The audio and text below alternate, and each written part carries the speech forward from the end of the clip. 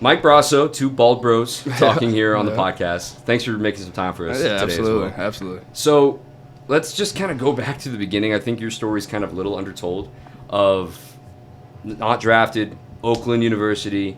Let's just go back to, senior sign as well. Like, what was it like leaving your junior year, trying to figure out what's going to happen, then coming back for your senior year? Can you bring us back to those original days? Yeah, definitely. So, like you mentioned, went to Oakland University, not the highest touted university for baseball, but they were the ones that kind of gave me an opportunity. A lot like, we'll get to it, but a lot like my pro career was, I only had one opportunity out of high school.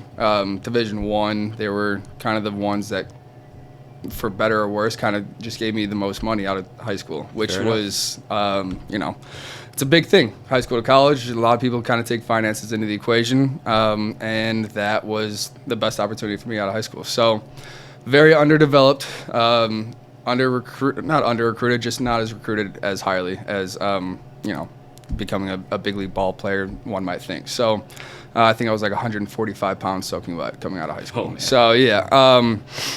Went to Oakland freshman year, realized very quickly that something needed to change when we, go play. I think we opened up against Florida State my freshman year and playing against, 6'2", 200-pound dudes out there, and I'm over here 145, like just poking it to the right side. So I'm like, if I want baseball to be a career, something's got to change a little bit. So that's kind of, I think that's when I kind of go back and realize like that was the little shift in not only becoming, good fundamentally, smart ball player, but also you got to add some physical part into the game if you want to go a little bit farther. So I think that's kind of where that started as far as, transitioning the body to tag along with the mind. But yeah, to your point, I had a couple good years, freshman, sophomore year.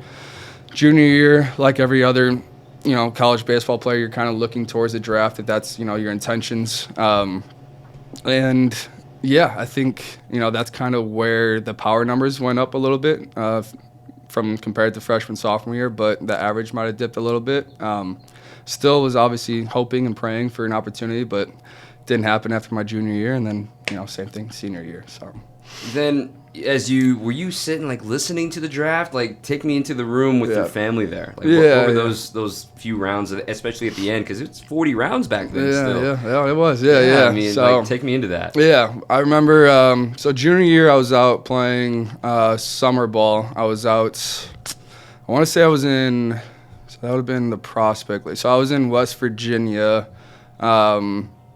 Just like, a bunch of, I think it was like pregame before one of our games, with a couple guys, teammates of mine for summer ball, and they're watching the draft, I'm watching the draft. I never really had too high of expectations of my junior year draft, just because there wasn't much conversation with, deep conversation with scouts. If you ask, guys around the league, they'll be like, I had somewhat of an idea of where I might go or who might take me.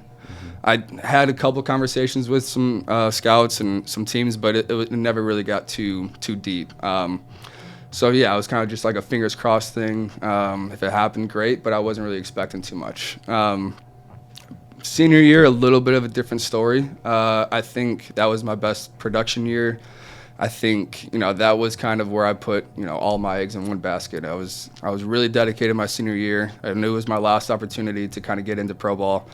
And I performed really well. I think I put up, to this day, I still think I put up the numbers to get me on at least a couple draft boards. Life happens, unfortunately, not the way that you expect it sometimes, and it unfortunately didn't happen. And that probably tied into a couple things, like I mentioned earlier. We weren't a powerhouse, Power 5 conference team. Our record wasn't great. Senior, middle infield draft guy, not too many scouts are going to come out, so I see one guy on a team, that might be like a 30th rounder type thing.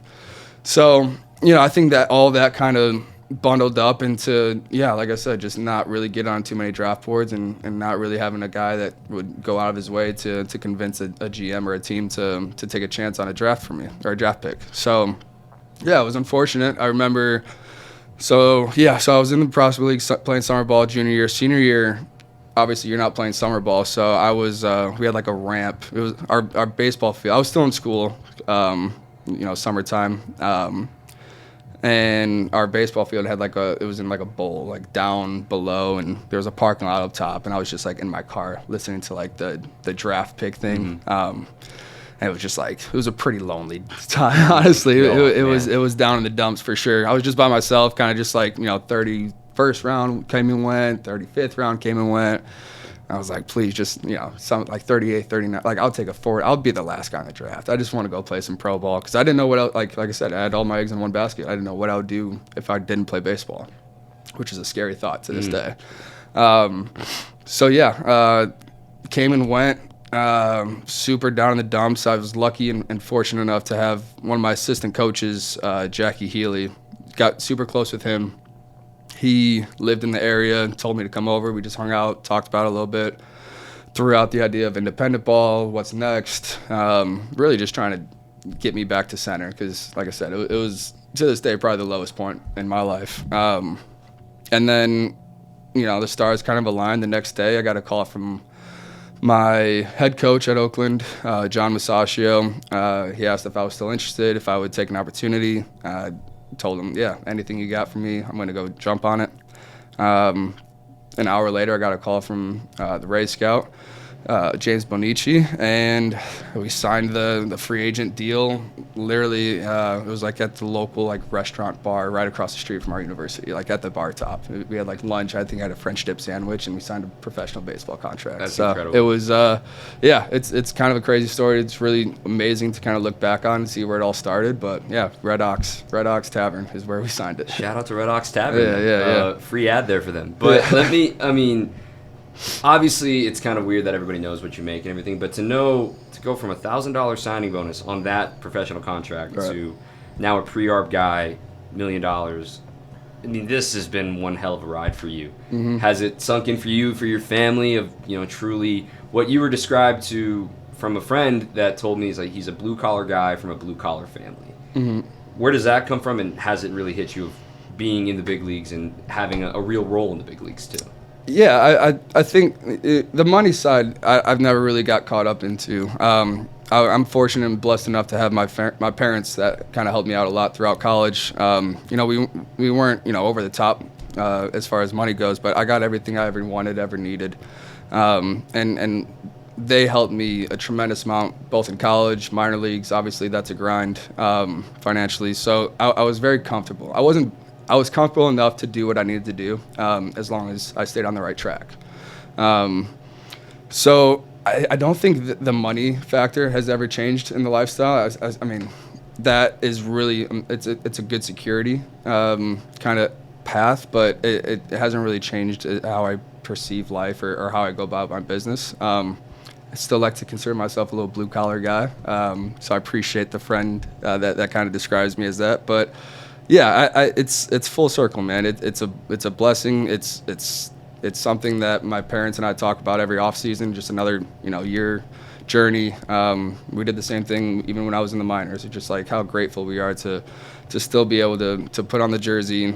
Their favorite thing to do is obviously come see me. I'm an only child, so it's they've been empty nesters since I was 18 and left for college. So that's kind of how we connect with each other. Obviously, living life on the road gets tough to keep touch base here and there. So when they can come out and we can have a weekend together. Now that I'm especially here in Milwaukee, it was a little bit tougher for them when I was with Tampa to kind of fly down to the AL East and down in Tampa. But Milwaukee's just a hop, skip, and a jump away from where I grew up. So it's, like I said, the stars are aligning, family's happy, and we count our lucky blessings every day. Let's talk a little ball though too. You get that opportunity.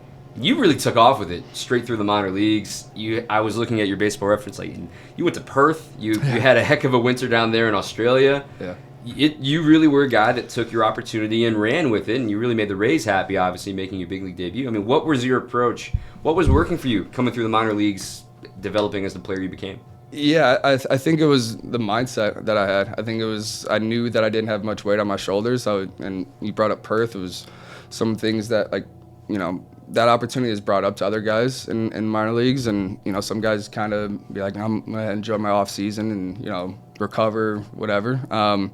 They brought that up to me, and that's them telling me, or me at least thinking that they're telling me that they want to see more of me, or get better, progress, whatever the case may be. So yeah, I mean, played in Perth, Dominican, kind of all around the world, and I think that helped me kind of open more eyes and prove that it's not just a one good season. It's I can go out there and play, and I can compete at a high level. And I was just never say no kind of guy. If somebody wanted me to, that's kind of how I turned into more of a utility guy. I came up through college only shortstop, all the way from Little League through college, only shortstop, and first day in pro ball, I quickly realized, that's not going to cut it. I can't just say I'm going to play one position, right? So same thing as far as playing wise. I think it was more of this is the opportunity that I'm given.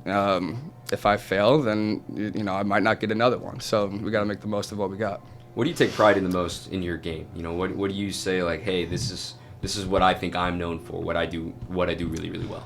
I think I like to think I just compete. I think anytime I step in the box, I want the pitcher to remember it, or to know this is going to be a tough at bat. I like to, with that mentality, I think you kind of realize the game situation a lot. Whatever job needs to be done, get them over, get them in, start a rally. We come off of a long, there's so many possibilities. We come off of a long, inning in defense, and I'm not making a quick 2-pitch out type thing. I think there's a lot of different paths at this game. Each and every game you're out there, there's different ways to win. There's different ways to play. Each game is completely different. That's why I love baseball. You're not seeing the same thing over and over again. I think I pride myself in adjusting, adapting to the game, what's presented towards you, and kind of taking that in stride. And I think that's kind of helped me at least get to the point I'm at right now. And then obviously developing better skills, learning with the game. The game changes every year. Obviously, this year for sure. Obviously it's becoming more apparent to everyone how quickly the game changes. But just in gameplay and game style, pitchers are throwing harder. Pitchers are learning how to manipulate pitches way more than years past, just with technology alone. So, I mean, you have to adapt and adjust, or the game's going to chew you up and swallow you out, I think. You mentioned compete, and your pinch hitting role it was bonkers. It seemed like you were getting hit every time you came off the pinch hit. There's the compete. There's the the competitive nature that you have. What do you think made you such a good pinch hitter last season? Yeah, well, I appreciate that. First of all, gotta give some love. The numbers don't lie, man. Yeah, thank you. I think a lot of that was preparation for me. I think that's kind of it made me. Pinch hitting is super, super tough. You're sitting on a bench. Absolutely.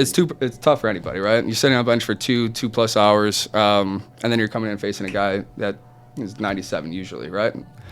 So a lot of the times I pride myself in the homework and kind of seeing how they attack certain hitters that are similar to me, what their strengths are, back to the game situation. If there's a base open, are they going to start nibbling? I think that idea of understanding a game plan that I'm going to be attacked on and realizing my strengths and the pitcher's strengths and putting that all into one, I think that helped me out a lot. I never felt like I wasn't prepared, and I think if failure to prepare is preparing to fail. So it's that's a huge one for me. It's not a bunch of on-field stuff. I think your swing is your swing when you get to this point in your career. Obviously, there's minor adjustments here and there, but I wasn't the kind of guy that needed 50 swings in the cage before I go hit. It was, I'm loose, I'm on time for the fastball. That's another main one. It was, on time for the heater. If you're late, you have no chance.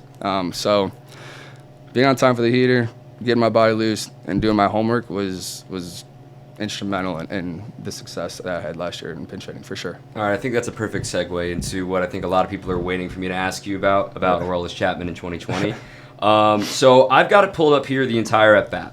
Okay. And what I ask of you to do, you can pause it as you wish. You can let it play as you wish. All right. But we've got the full 10 pitch here. Describe what you're seeing. And for the folks who are listening on the podcast, I encourage them to check it out on YouTube. I'll have this shared as a social clip. But describe what you're seeing. You can pause, play as much as you wish. Sure. Brewers fans will certainly know the voice. That's the play-by-play announcer, and that's Brian Anderson, of course. But we can talk a little bit about 2020, but let's just start with this at-bat, the legendary home run you hit off of Aroldis Chapman. So just go ahead and All right. take us through it. And here, I'll turn the volume down here, but Okay. just pause and play as needed. All right. So initially, start right off the bat before he even throws a pitch. I faced him last night, or the night before, and I've never seen him. Played in the AL East for 3 years or 2 years going into this season, 1920, and never saw him with my own eyes go back-to-back days. So that was one thing that I was conscious of, and realized if pitchers don't do things consistently, they might be a tad off. Obviously, he's still going to have his heater. Is he going to have his location? So going into this first pitch of this at-bat, it was almost an auto take, kind of make sure my timing is down for the fastball, obviously. So I'm timing it up, but I want to see it out of his hand. I want to see if he's got that release point that that I studied and have seen before. But to that point, unfortunately, it was probably the best pitch to hit in the entire at-bat. So I'm timing it up, and that's First pitch fastball, inner third, yeah. So the night before, he got me with a fastball up. I think it was 2-2, 100 at the top of the zone. Really tough to get on top of against a guy like Chapman. So I was kind of, hitting myself a little bit for having the auto take mentality, but at the same time, that's why you get 3. So so that was the mentality. First pitch was, see his velo, see if he's got his command. Obviously, that pitch tells me that he's locked in and ready to go. So before you go to the next pitch, the television shows the throw and the backstory. That can't creep into your head when you're stepping into the box in this situation, right? Like, what? How do you block that out mentally? Yeah. Or did it creep into your head? No, I mean, it didn't creep in my head. Obviously, it's a big conversation point for a lot of people. It was talked about a lot that year. Just there was a lot of jawing back and forth between the Rays and the Yankees that whole entire year. So with that piled on to kind of leading into this, game 5, do or die game, everything on the line. There was definitely conversation going into the game. I knew I wasn't starting. They had Cole going.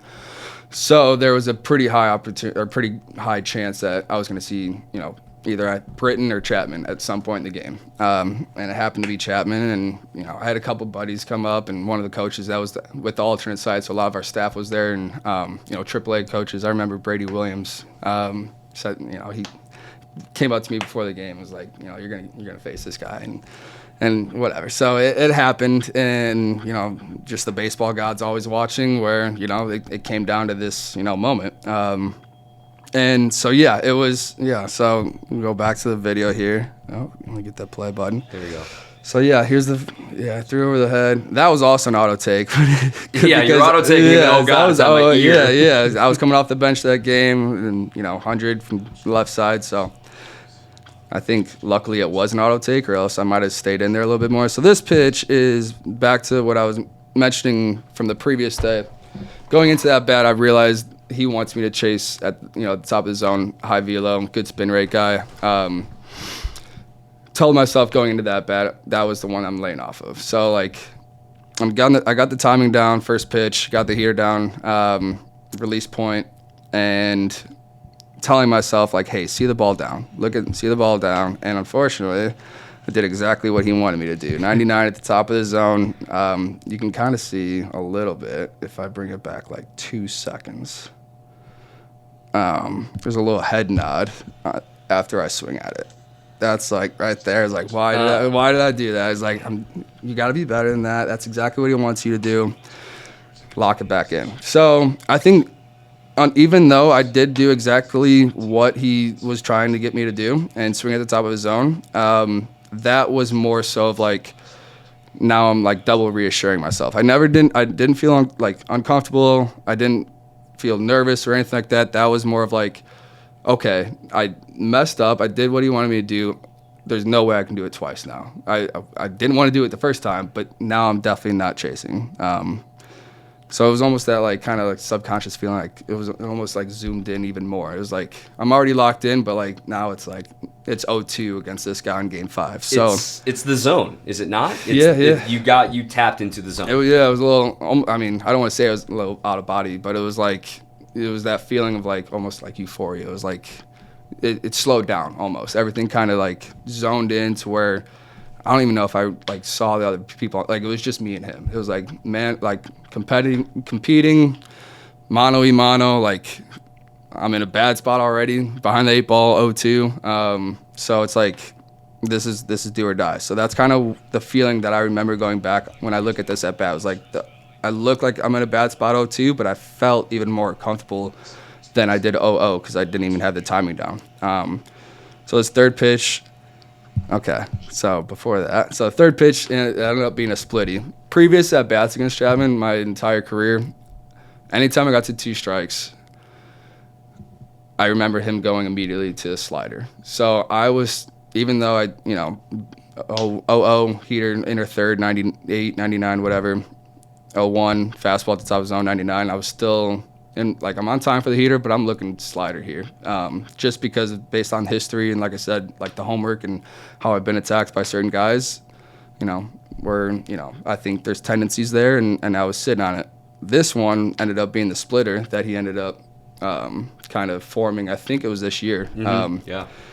If I remember correctly, he had really good statistics on it, and it wasn't hit very often or very hard at all the entire year. But there's no way I'm sitting on splitter, just because I haven't seen it before.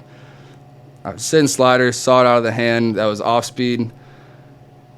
Didn't see it come back into the zone, so I kind of it did freeze me a little bit. If it was a slider, I think I would have been on time, but just because I saw off speed, release point. Didn't even know it was a splitter until the catcher caught it, honestly. So luckily it didn't come back as much as he might have wanted to, but if it was a slider, I think I might have been on time for it, just because that's what I was looking for right there. So thankfully the ump, it was a ball off and the ump got it right. So now we're at 1-2. And I'm back locked in on the heater now at this point because I see the off speed. And I'm trying to make sure that's a splitter grip.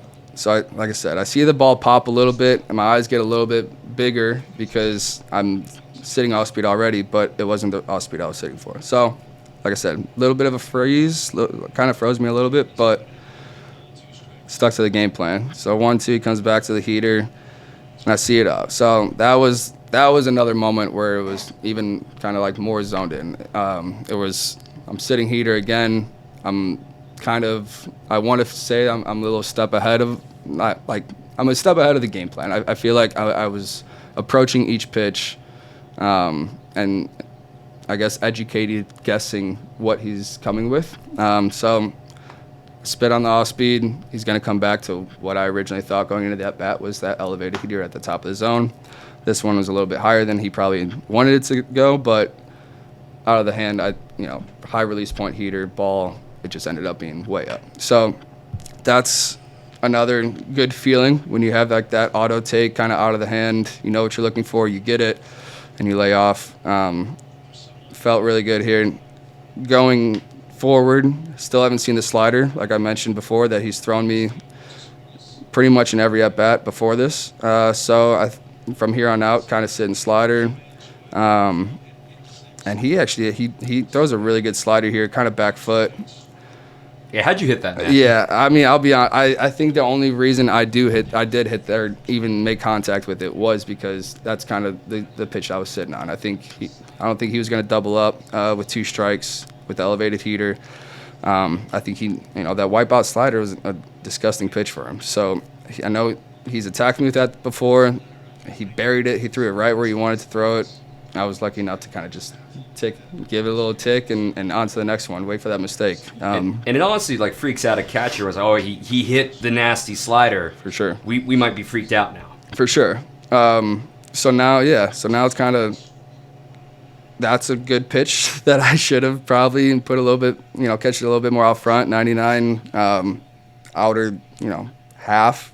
I mean, kind of right down the middle, but that's a pitch I probably want back. But also seeing splitter, slider, elevated heater. So, the timing it's tough to time 99 anyways, especially with a guy that's, 6'6", whatever, and he's throwing from like 30 feet away from you. So by the time he's releasing it. So yeah, each pitch, I mean, you hear it every day in baseball where, the longer they have bat, the more timing, more comfortable you get in the plate. it's a pitch I probably want back. But again, we're still getting on time for the good one. That's a hell of a take. And that was that was something where that was a take that a lot of people think that I got froze on, but I think I saw that one pretty good, man. I think I realized that he's trying to come back with the heater. He doesn't want to get beat with the off speed. No pitcher wants to get beat with their secondary pitch. This is his bread and butter. I'm looking more, outer third, outer half, and I kind of see like a yank out of the hand a little bit. I personally think it was a good take. I think most people would probably say I got froze a little bit, but I think looking back on the film, maybe, I don't know. I tend to disagree. That slider right there, so before that pitch, back-to-back heaters, 99, 101s, foul one straight back, good take on 101 in. I'm thinking slider there. So like I said, each pitch I kind of get more of a feel, get more of a time. That slider I kind of yank foul. And that was a big pitch, I think, in this entire bat. I think there's a couple more pitches after that. But that yanked foul, I think that scares any pitcher. Like I said, no pitcher wants to get beat on their secondary. You see good barrel path. You see good, ball flight. Obviously yanked, super foul. But at the same time, like, the visual is there. Like, if you hang that, if I keep the hands in a little bit more, that no pitcher wants to get beat on secondary. So yes, keep the hands in a little bit more. You throw that same pitch, there might be a different result, especially if you throw it just after that one. So I already saw it. Catcher pitcher knows I saw it. Keep your hands in a little bit more, there might be a different result. So from here on out, after I yank that or pull that slider, it was all fastballs from here on out. So that's exactly what I'd be thinking as a catcher. Is okay, he's seen it twice and he's hit it both times, and look, he's been uncomfortable with heaters. I don't know how he took that 101 on the corner, didn't get the call, whatever. Like, let's just beat him with our best. Yeah. And I mean, as the at bat unfolds, he didn't get. You beat him with his best. Exactly. Yeah. So I didn't even think about the splitter again because I knew that was like a 3% pitch that he threw, slider, contact back to back. So a heater from there on out, and I think that was a really good. You foul it straight back, same spot as the a couple pitches ago, the 99. But that's one I think I even gave. There might be another head nod there after this one. I think that was like right there. Yeah. There's like a little head nod. I don't even like going back on these videos. It's kind of funny to watch because you don't realize you're doing it in the moment. But I remember after I fouled it straight back, where I was like, I got this now. Like I got the heater timing. I'm seeing the slider out of the hand. I'm not even thinking about the splitter again because I highly doubt that he's going 2 splitters in the same at bat just because it was such a new pitch. So I'm canceling out the slider. That last foul ball straight back, and now we got on time for the heater. And so if you notice, I leg kicked the entire at bat, and then this one I kind of do a little abbreviated one. Not abbreviated. It was like a like a toe tap. Toe tap. Yeah, that's the word I'm looking for. And I've never practiced that in my life. Still to this day, I don't know why I toe tapped. But I remember that I was just a tad late on that previous pitch. I feel like I'm on time for the heater, but I need to get on time more if I want to do damage and connect out front, have a good contact point. So I started my gather a little bit sooner than the previous pitches in this entire at bat, and he exaggerated his leg kick a little bit more. So I was almost too early, if that makes sense. So I think that toe tap kind of just came in natural where I was gathering so early, but I couldn't hold that backside, so I had to reset almost. And that's what you'll see here. So this toe tap, so right there. Oh wow! Yeah. I never noticed that. Yeah. So I've never toe tapped in my life. It was one of those things where I was just trying to get a touch earlier, and then I saw as he was gathering that it was more exaggerated.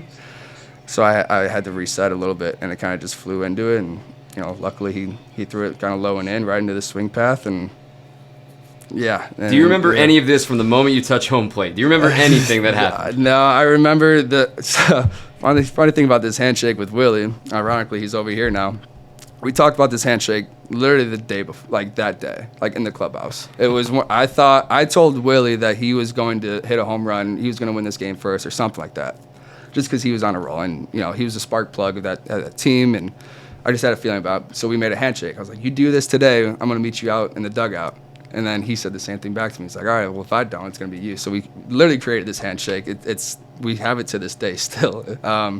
And so that's kind of a funny backstory. It's something super quick, but it's a little dance move thing that we do. But so that's kind of, that's a really special, really cool visual for me to see. Is like it was something that was talked about in the clubhouse, 3 hours, 4 hours beforehand, and it came to fruition. And that's why I think baseball is the greatest sport in the world. But as far as your question, I don't remember anything. I just remember getting smacked on the helmet a lot. I think I swallowed my gum in one of these, and then water. Yeah, and then the emotion is just through the roof, and I'm just trying to get away from everybody because everybody's chest bumping me and grabbing me. So yeah, it was tough to breathe there for a second, and once I caught my breath and realized that we were 3 outs away from advancing, I was still got 3 outs to go, but that was it was a pretty cool moment, to this day. Yeah. That's just incredible. Yeah. I don't know how I can top any other questions to top that, but that's one heck of a story. Yeah. Be honest. So how much have you watched it since then? Like, honestly, I swear to God, I don't search it for myself. I get tagged in it. Like I said, it's a very popular, topic of conversation that people come up to me with. And I don't mind talking about it. I like to think of myself as more than just like a one-trick pony. I think there's more chapters to the book, and that's kind of why I still go about my business the way I do. It's a cool thing to hang your hat on, but also I want to make some more, more moments in the book of Mikey B throughout baseball. But I realized that was obviously, like I said, everything kind of funneled between the Yankees and Rays. That whole season just funneled into that moment. I realized how big of a story that was. Undrafted guy, best closer in the game, John back and forth, 2 division rivals, game 5, elimination game, like storybook stuff. I get that. Like I said, I don't mind talking about it, but I don't go out and seek it for myself. I like to, I live in the moment. I realize, really, really special moment. I'll never forget it. My family will never forget it. But, the next day. Baseball is always about the next day. What can you do for me now? So, yeah. Amen to that. I'm gonna leave you with 2 lighter-hearted stuff, cool. And we'll get you out of here. All right. A birdie in the clubhouse told me to ask you, I think I know the answer to this. What's your favorite restaurant in Arizona? Restaurant in Arizona? Or maybe, I guess California could count, too. It's a bit of a chain, if you will. Bit of a chain. I think I probably know where you're going with this. This off season, if you're talking California, I don't know. It's just, I guess I was a frequent flyer. First time I ever had Nobu. I know that's where you're going with. I had Nobu. I was fortunate enough to get the opportunity to go there, and I instantly fell in love and found every opportunity ever for the rest of the offseason to go back to it. So, like I said, I got some frequent flyer miles there this offseason. Yeah. And lastly, in this one, I will not reveal my source on this for sure, but I think I know who it is. Do you still snore? Are you still still a big time snorer? Yeah. No. So I did some research, did some homework for myself. Okay. I do know where that source came from. I'll give you a little backstory. I have nightmares of this to this day. My freshman year in college, I roomed with our Friday night starter, and he was like a 5th-year guy. He was that seasoned vet in college, and I'm wide-eyed freshman. For sure. And you share a room, and I'd never been told this before. And obviously, maybe because I'm an only child or something, but I never knew that I snored that bad. But apparently, I don't know if it was allergies, I don't know if it was nerves, whatever it may be. But our Friday night starter, which is the catalyst and the guy you want to have a good night's sleep, I remember waking up to pillows being thrown, bars of soap. I woke up. I had a meeting with my manager the next day. He was like, "This can't happen. You're fresh. What do you want me to do? Nobody wants to room with you." I'm freaking out over here. I'm absolutely mortified. And he's like, "I can't just give you your own room. We don't have that in the budget." I'm like, "I don't know what to do." So I don't remember what I did, but I knew something had to change. I got my tonsils removed that off season. I was trying everything in the book. And now I have like a little bed that kind of like elevates a little bit. It's like that airway. I put some mouth tape on, and yeah, we try to breathe through the nose now. There we go. Big breathe guy now. Yeah, Yes. yeah. Control your breathing. That's all it is, right? That's all it is. So. As somebody who used to snore, I can relate. For me, it was the tonsils that got rid of it. For me. Yeah, so. I was hoping that would have done it too, and I think it did for like 6 months, and then. I guess I'm gonna blame it on allergies. I don't think I snore every day. Yeah. Blame it on the allergies. Yeah. Traveling a lot, that's airplane. All it is. Yeah. For sure. But definitely not as bad as back in the day in college. And I appreciate your source bringing that up. Yeah. For that. Yeah. I think you need to call your source and tell them, like, hey, what the heck, man? Well, dude, thank you so much for the time, Mike. Yeah. Wish you all the best, good health this season, and thanks for spending some time with Brewers fans here on WTMJ. Thanks, man. I appreciate it. It's fun time.